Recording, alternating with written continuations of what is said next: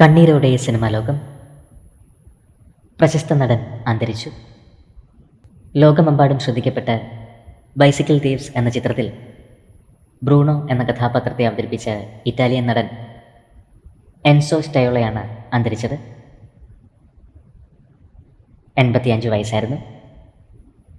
കഴിഞ്ഞ ബുധനാഴ്ച റോമിൽ വെച്ചാണ് അന്ത്യം സംഭവിച്ചത്.